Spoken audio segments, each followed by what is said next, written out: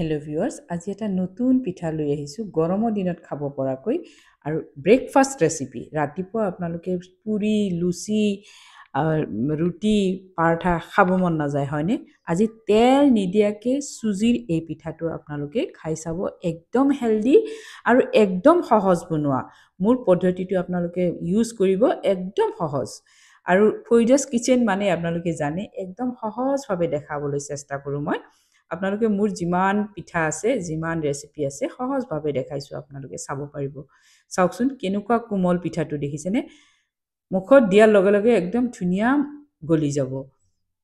দেখাত এনেকুৱা লাগিছে বিৰাট যেন মানে মচমচীয়া হয়নে? কিন্তু উঠাওঁতে মচমচীয়াই দেখা পাব, কিন্তু যেতিয়া থৈ দিব তেতিয়া একদম কোমল হৈ যাব। এই পিঠাটো আপোনালোকে ৰাতিপুৱা ব্ৰেকফাষ্টত বনাই খাবচোন, তেল নোহোৱাকৈ হেল্ডি চুজিৰ পিঠা। আহক, তাৰ কাৰণে কি লাগিব? তাৰ কাৰণে লাগিব চুজি। চুজি যিকোনো এটা বাটি বা কাপ ল'ব, বা মেজাৰমেণ্ট কাপ ল'ব, 1 কাপ ল'ব। 1 কাপ মই চুজি লৈছোঁ, মিহিন হওক মোটা হওক, চুজি 1 কাপ ল'ব। সেই কাপেদি আধা কাপ দৈ লৈছোঁ, টেঙা দৈ। টেঙা দৈয়ে ল'ব, আৰু সেইটো কাপেদিয়ে মই নৰ্মেল পানী 1 কাপ লৈছোঁ। এতিয়া মেজাৰমেণ্টটো বুজি পাইছেনে? 1 কাপ চুজি, 1 কাপ পানী, আধা কাপ দৈ, নিমখ আন্দাজমতে, আৰু মই ইয়াতে চেনি আধা চামুচ দিছোঁ। ধুনীয়া মচমচীয়া আৰু ৰং চোৱা অলপমান ভাৱ হ'বৰ কাৰণে। আপোনালোকে যদি কোনোবাই ডায়েবেটিছ ৰোগীৰ কাৰণে বনাব বিচাৰে, তেতিয়াহ'লে চেনিটো এভইড কৰি দিব পাৰে, একো নহয়, কোনো প্ৰব্লেম নহয়। এইটো খালি দুটা কালাৰ হ'বৰ কাৰণে চেনিখিনি দিয়া হৈছে, আৰু এটা ধুনীয়া টেষ্ট হ'ব। এতিয়া চাওক, একদম চেনি মানে চুজিখিনি কোমল হৈ গৈছে, দেখিছেনে? এতিয়া মই এটা মিক্সাৰ জাৰ লৈছোঁ, ডাঙৰ মিক্সাৰ জাৰটো ল'লে হ'ব। এতিয়া মই ইয়াতে গোটেইখিনি চুজি মই ইয়াতে ঢালি দিলোঁ। আৰু আপোনালোকে দৈটো সদায় টেঙা দৈয়ে ল'ব, মিঠা দৈ নল'ব। টেঙা দৈ ল'লে সকলোৱে খাব পাৰিব। আৰু এইটো ব্ৰেকফাষ্ট ৰেচিপি, একদম উত্তম ৰেচিপি গৰমৰ দিনত। এতিয়া চাওক, মোৰ এইটো পেষ্টটো হৈ গৈছে। চাওক, একদম চুজি যে বনাইছোঁ, চুজিৰ যে এই পেষ্টটো আপোনালোকে দেখিলে গমেই নাপাব, হাতেদি চুলেও গম নাপাব এইটো চুজিৰ বুলি। এনেকুৱা একদম মিহিন হৈ যাব লাগিব। চাওক, আৰু একদম মেজাৰমেণ্ট, এইটোৰ মেজাৰমেণ্ট আপোনালোকে ঠিক কৰি, বাতি ল'লে বাতিৰে জুখিব। 1 বাতি চুজি, আধা বাতি দৈ, আৰু 1 বাতি পানী, এনেকেই দিব। ধুনীয়া এই পেষ্টটোৱে হ'ব, ছেম পেষ্টে হ'ব। চাওক, এতিয়া চুজিৰ যিটো গুটি গুটি থাকে চুজিটো, সেইটো নাই, দেখিছেনে? আপোনালোকক সেইকাৰণে দেখাইছোঁ, যাতে পাৰফেক্ট হয়, একবাৰতে যাতে পাৰফেক্ট হয়। এতিয়া আহক, মই এইখিনি অলপমান ৰেষ্ট নিদিলেও হয়, কিন্তু অলপমান সময় মই ৰেষ্টত দিছোঁ। এইকাৰণে মই গেছত যাম। গেছত গ'লে যিখিনি সময়ত মোৰ কেৰাহীটো গৰম হ'ব, সেইখিনি সময়ত ৰেষ্ট হৈ যাব। এতিয়া আহক, গেছত গৈছোঁ। গেছত মই গেছটো জ্বলাই লৈছোঁ, আৰু এনেকুৱা অলপমান কেৰাহী ল'ব, আৰু নন ষ্টিক কেৰাহী ল'ব, ধুনীয়া হয়। আৰু যিবিলাকৰ নন ষ্টিক কেৰাহী নাই, কেনেকৈ বনাব সেইটো মই শেষত দেখাই দি আছোঁ।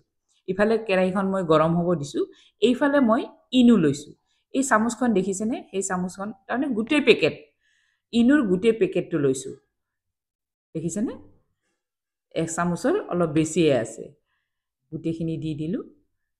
দি ইয়াতে মই কি কৰিম, অকণমান নৰ্মেল পানী মই এই ইনোখিনিৰ ওপৰত দি দিলোঁ। এক্টিভ হয় তাৰমানে, আৰু ধুনীয়াকৈ গোটেইখিনিত মিলাই দিলোঁ। প্ৰথমতে লাহে লাহে মিলাই ল'লোঁ, তাৰপিছত কিন্তু ভালকৈ ঘুটি দিম। বেলেগ ৰেচিপিবিলাকত কিন্তু ইনো দিয়াৰ লগে লগে ঘুটিব নালাগে বেছি, কিন্তু এই পিঠাটোত কিন্তু অলপমান ঘুটি দিব লাগিব। যদি নুঘুটে তেতিয়া কিন্তু নহয়গৈ পিঠাটো। এতিয়া চাওক, কেৰাহীখন গৰম হৈ গৈছে, মিডিয়ামত দি থৈছোঁ জুইকুৰা। মিডিয়ামত দি ভালকৈ চাওক ঘূৰাই লৈছোঁ, দেখিছেনে? একদম সহজ। আপোনালোকে যিবিলাকে কোনোদিন বনোৱা নাই, তেওঁলোকে এই পিঠাটো বনাই চাব, একদম সহজ। চাব, কালাৰটো দুটা কালাৰ কেনেকৈ হৈ যায় চাব আপুনি।